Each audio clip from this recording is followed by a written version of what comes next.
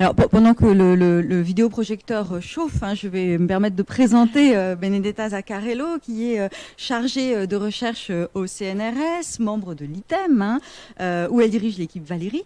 Depuis plusieurs années, elle travaille également sur la genèse des textes philosophiques. Vous connaissez probablement le travail qu'elle a mené sur le cours de Merleau-Ponty au Collège de France, au moins celui-là. Et c'est dans le cadre de ses recherches sur l'écriture de la philosophie contemporaine qu'elle coordonne un International Research Network, Archives of International Theory, an Intercultural Approach, dans lequel il s'agit de fédérer les recherches de différentes institutions européennes et indiennes, surtout, je crois, qui travaillent sur les archives de la philosophie. Et c'est à partir de cette expérience-là qu'elle va se demander aujourd'hui avec nous et pour nous quelle ontologie on peut construire pour les archives de la théorie.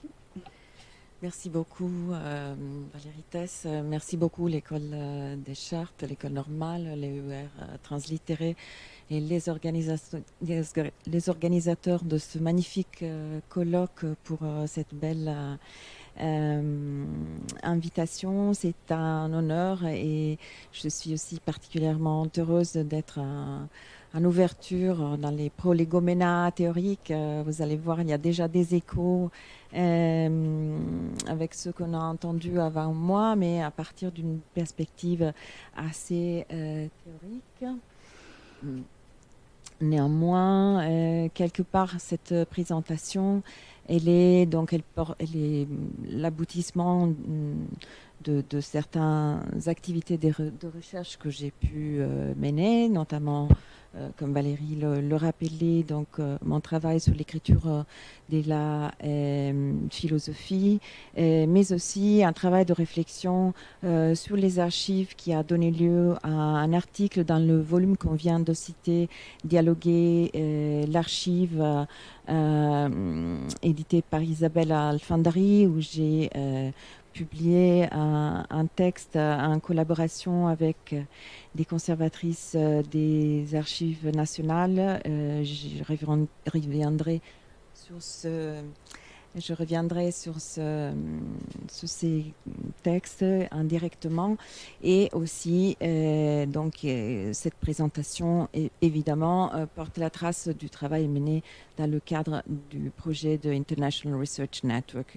Valérie a rappelé notre compréhension rétrospective du mouvement de pensée que nous identifions collectivement par l'étiquette de culture européenne de l'après-guerre pourrait difficilement se passer de la pondération du lien entre savoir et pouvoir. Entre les années 40 et la fin des années 60, Theodor Adorno, avec ou sans Max Horkheimer, avait assigné à la philosophie la tâche de stigmatiser la survivance d'une culture transnationale du totalitarisme, l'obéissance de ce qu'il appelait la cultural industry, à la mentalité structurant l'autorité politique et économique, l'asservissement volontaire des citoyens aux messages transmis par la culture de l'entertainment. En ce sens, l'œuvre de Michel Foucault peut être comprise comme prenant la relève d'une telle démarche de compréhension de soi de notre culture européenne, visant à mettre à jour la volonté de pouvoir se cachant derrière l'inspiration au savoir. Pour ce faire, comme on le sait, Foucault avait emprunté aux historiens le goût de l'archive, des archives, en général assez rare chez les philosophes, et permis ainsi la transmigration de certains outils propres à ce que nous appelons les sciences sociales vers un horizon plus vaste de la culture académique, léguant à la recherche européenne un penchant prononcé pour un usage averti de ces sources. Il va sans dire qu'Auschwitz et Treblinka, Hiroshima et Nagasaki avaient secoué au plus haut point n'importe quelle forme de pensée abstraite et exigé de la philosophie un dialogue plus conscient avec le dramatique manque de rationalité apparente des faits de l'histoire, avec le peu d'humanité manifesté par les humains. Au moment où Foucault se trouve à écrire, les méthodes et les pratiques propres à la production de la théorie ont déjà entamé leur refonte radicale, reconfigurant notre relation aux traces de ce qui a eu lieu, et même à ce qui est en train d'advenir, si nous songeons au dialogue entretenu par Herbert Marcuse avec la guerre du Vietnam, du Vietnam, et c'est dans cette dernière série, selon lui, le symptôme. Donc la pondération du dispositif archive n'échappe pas à cette révolution copernicienne de notre manière de produire des outils théoriques censés nous permettre de manier avec précaution documents, concepts et savoirs. Au contraire, la pondération de qu'est-ce qu'une archive ou qu'est-ce que sont les archives me semble devenir progressivement un pivot méthodologique permettant un dialogue renouvelé entre la philosophie et les sciences sociales. C'est pour cette raison aussi que je faisais référence à l'école de Francfort, parce que nous voyons là, plutôt qu'à d'autres généalogies possibles, de l'importance de cette notion de la pensée, de la relation entre pouvoir et savoir, parce que justement l'école de Francfort met à son cœur une relation très étroite entre philosophie et sciences sociales. Une telle mouvance critique portée par la philosophie, suggérant grosso modo de comprendre le pouvoir comme auto-persuasion collective, structurant les savoirs et leur diffusion capillaire, semble avoir été assimilée par les sciences sociales au moment de ce que nous appelons aujourd'hui le archival turn, qui est mentionné même dans le texte de présentation de cette conférence. À cette hauteur, donc celle de l'archival turn, l'attention s'est déjà déplacée des documents aux sources et vers la compréhension des archives en tant que construction culturelle complexe, nécessitant d'être déchiffrée non seulement sur la base de ce que les archives elles-mêmes véhiculent, les documents, mais tout d'abord à partir d'une prise en compte de leur généalogie ou genèse, de l'histoire de leur architecture interne et du pouvoir implicite qu'elles véhiculent. En d'autres termes, il est devenu impossible d'utiliser les traces documentaires sans les inscrire dans le cadre, assignant à celles dernières leur signification et leur attribuant par là une valeur. L'information contenue dans l'archive, au singulier, les papiers, ne peut pas être transmise à la postérité, en somme, sans le travail de l'institution qui sont les archives, qui hébergent et donnent accès aux documents en orientant en même temps les interprétations à venir. Dans une telle perspective, les matériaux d'archives se donneraient à lire comme autant de traces ou fétiches d'une totalité elliptique qui serait davantage celle des archives comme dispositif de pouvoir que celle des faits ou des voix dont les documents sont censés témoigner. Une telle épistémologie de l'archive semble déjà à l'œuvre en 1993, par exemple, au moment où Thomas Richards publie The Imperial Archive, Knowledge and the Fantasy of Empire, où les stratégies d'archivage déployées par l'Empire britannique afin d'avoir un contrôle capillaire des territoires indiens sous son emprise sont décrites comme autant d'outils pour achever une connaissance encyclopédique et totalitaire. À ce stade, déjà, les archives sont censées donner corps et substance matérielle au lien entre savoir et pouvoir. Elles incarnent cette volonté de domination que la culture européenne a mis au cœur de la compréhension d'elle-même, qui semble être devenue nécessaire après le traumatisme de la Deuxième Guerre mondiale sur lequel j'ai ouvert. Peu après la parution du livre de Richards, Jacques Derrida publie un texte destiné à devenir incontournable quand il s'agit d'archives.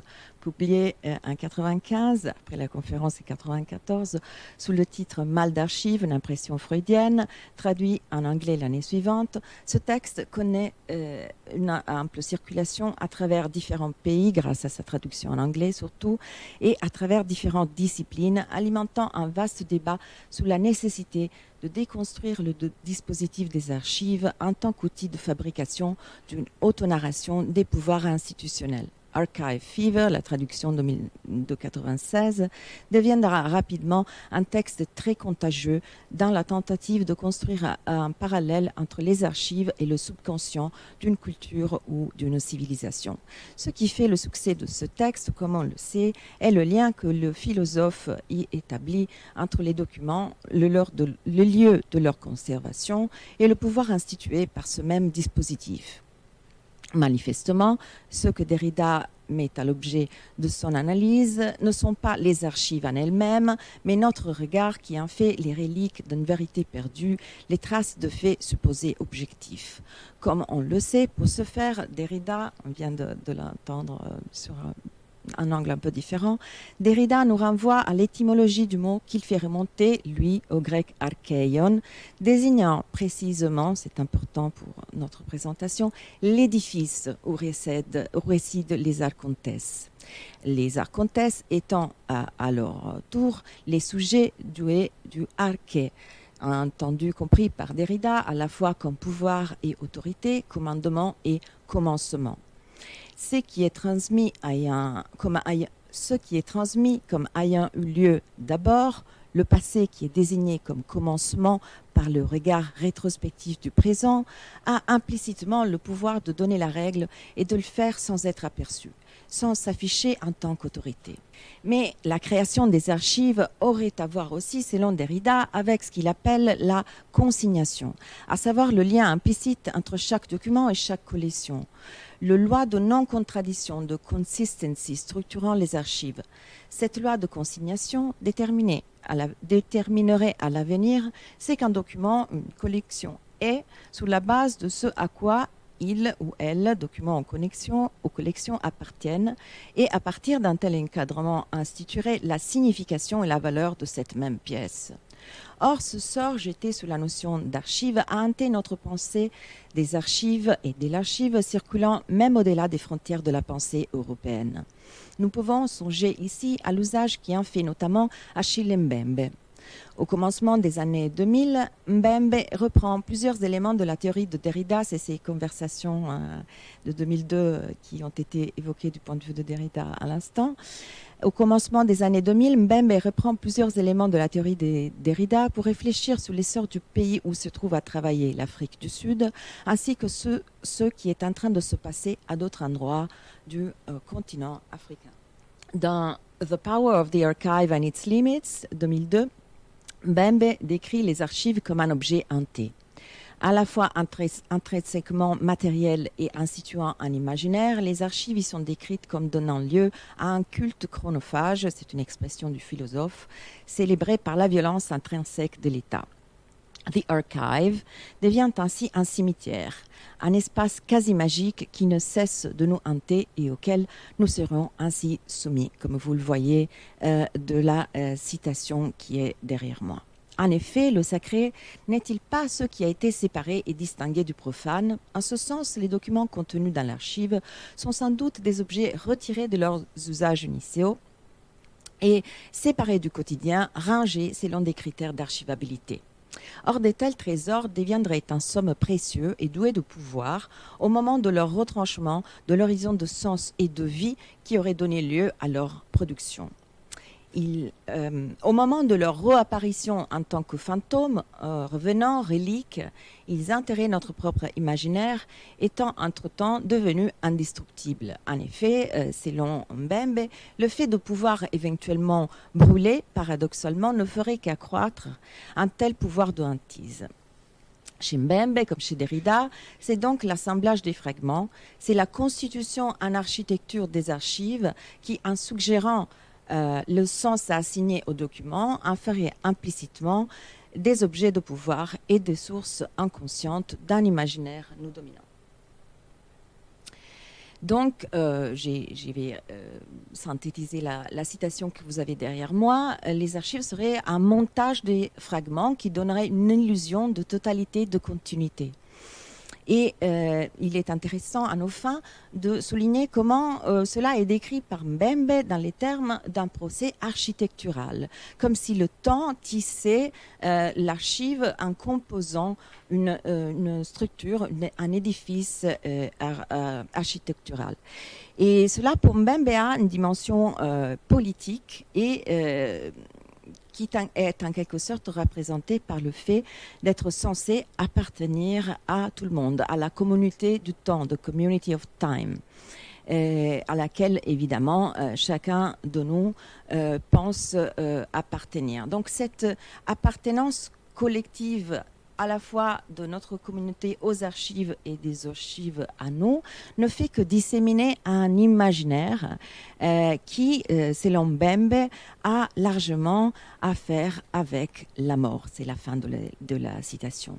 Or, si les archives entraient à la mort, à la volonté d'écrire leur propre postérité, leur architecture, la Toussaint, nous venons de le voir, elles s'apparentent davantage au tombeau, au mémorial, comme certains écrits de Mbembe un peu plus tardifs, c'est des textes de 2009, sous l'apartheid, auxquels je fais référence, semblent le suggérer. La fonction de l'archive, c'est une expression de Mbembe, serait donc, selon le philosophe, celle à la fois d'éviter la dispersion des traces, donc volonté de mémoire, mais encore plus d'éviter que ce même trace individuellement puisse acquérir une vie à leur propre compte, qu'elles reviennent indépendamment de leur ensemble. En ce sens, les archives imposeraient à l'ensemble, les archives en tant qu'institution, imposeraient à l'ensemble des documents une fonction de, je cite, talisman, selon les mots de Mbembe, capable de garder en vie le lien entre les morts, le passé, et les vivants, le présent.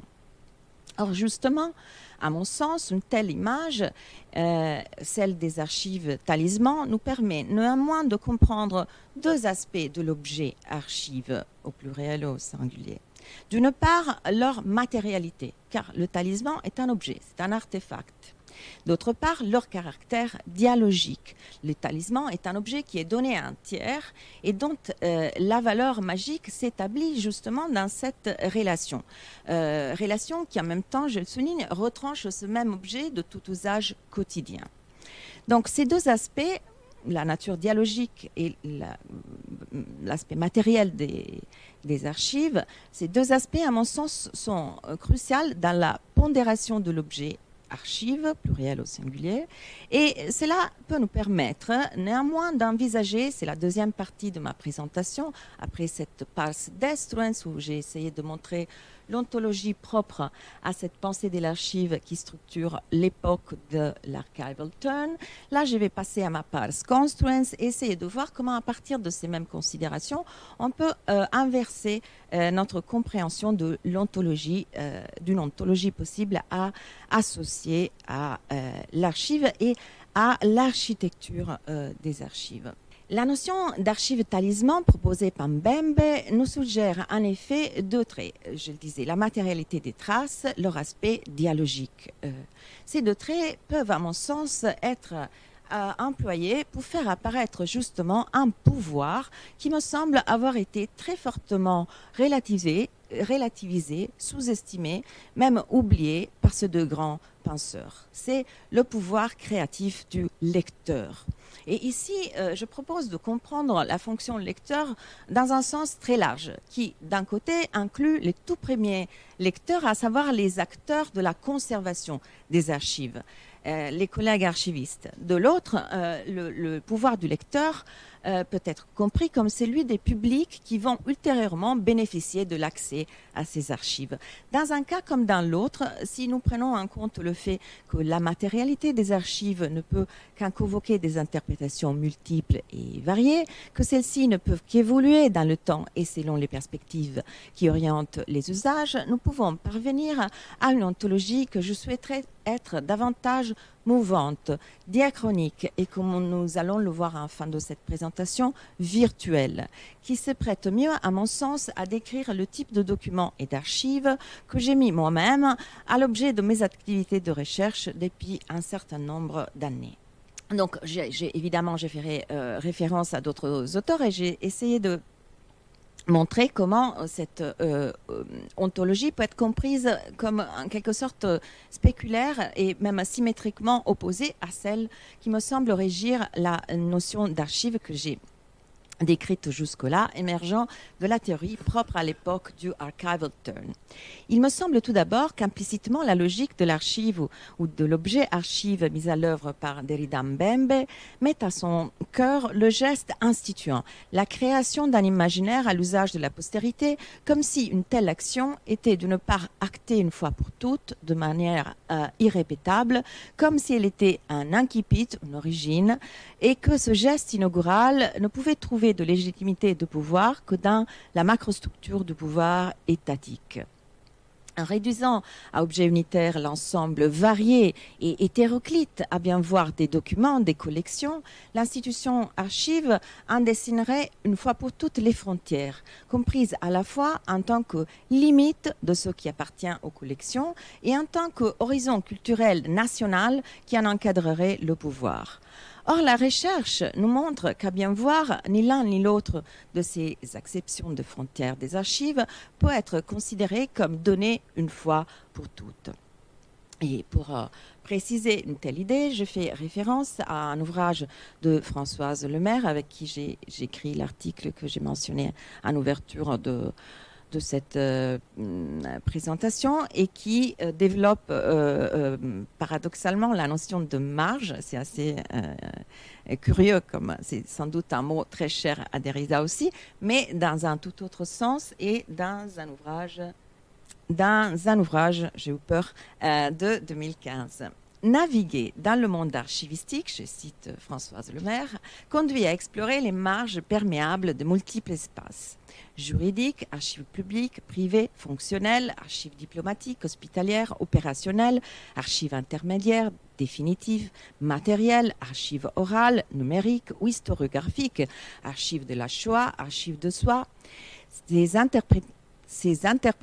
interpénétrations des territoires inquiètent ou stimulent les frontières d'archives nécessitant d'être interrogées. La frontière fut aussi un concept incisif pour fonder la diplomatie au XVIIIe siècle et inspirer l'archivistique. Ici, donc, Lemaire nous rappelle justement la frontière comprise dans le double sens, frontière entre les collections, frontière entre les archives, mais aussi frontière nationale par la dernière phrase, comme un outil d'intelligibilité de l'archive et de construction du sens dans la fabrication de l'archive. Nous rappelons ainsi implicitement que le sens de ce que nous trouvons dans les archives se restructure et que cette réorganisation qui est actée par les conservateurs ne fait que se renouveler. Les limites, les enveloppes ne cessent d'évoluer, réorganisant l'organisme archive. Et donc, le lecteur, à son tour, n'est qu'indéfiniment confronté à un objet à une constante évolution. Les enveloppes, limites et frontières de l'archive et des archives évoluent donc dynamiquement en relation à leur propre définition et établissent ainsi un rapport au lecteur institué par ce même geste, foisonné en même temps par les technologies, nous n'avons pas le temps d'y rentrer, qui structurent cette même relation au lecteur. Ainsi, dans le passage cité, l'autrice fait valoir que nous utilisons le mot archive pour désigner une pluralité très vaste d'objets, on le rappelait ce matin. Au moment où Derrida écrit l'objet auquel l'étiquette archive se réfère, est ainsi dans notre image. Au moment où Derrida écrit, l'objet auquel l'étiquette archive se référait à cette époque, dans notre imaginaire de 95, il y a 1 million d'années, était un lieu physique, une institution nationale. L'archive était encore imprégnée d'une mentalité post-romantique, cherchant à donner aux cultures nationales des objets dans lesquels se reconnaître, s'identifier. Nous l'avons vu, tout l'essai de Derrida joue en quelque sorte sous la métonymie et donc sur le rapport indissociable entre le contenu et le contenant. Derrida essayait de déplacer notre attention des collections au lieu de conservation pour en mettre en valeur les pouvoirs qui les structuraient. Or, à bien voir, en 1995, encore nos pratiques de l'archive étaient, nos pratiques, je souligne le mot pratique, de l'archive et des archives étaient profondément différentes. Nous commencions à peine, à ce moment de l'archival turn, à nous approprier de l'Internet et nous n'avions pas encore appris à archiver constamment notre propre quotidien à travers les réseaux sociaux comme nous le faisons aujourd'hui. Voilà. Les pratiques, à nouveau je souligne ce mot de pratique, qui donc s'associait à ce mot archive en 95, étaient profondément différentes de celles qui régissent notre propre rapport à ce dispositif aujourd'hui. Mais même quand nous allons regarder c'est à quoi le mot renverrait, au sein d'une palette pour ainsi dire plus érudite de ses significations, il est indéniable que la pluralité d'objets d'étude que cette même étiquette pour désigner est aujourd'hui apparue comme profondément différenciée. De plus, devenus nous-mêmes lecteurs, devenus bien plus familiers avec le dispositif archive, grâce aussi aux possibles offerts par les nouvelles technologies, notre expérience, ici je souligne le mot expérience, de ce à quoi nous sommes prêts à faire correspondre le mot archive, correspond désormais à une vaste gamme d'objets. Bien au-delà des archives institutionnelles, nous avons désormais l'habitude à connaître, par exemple, des archives créées justement pour donner voix à des communautés privées de leurs droits de parole et de mémoire. Donc tout à l'opposé de l'idée de Derrida.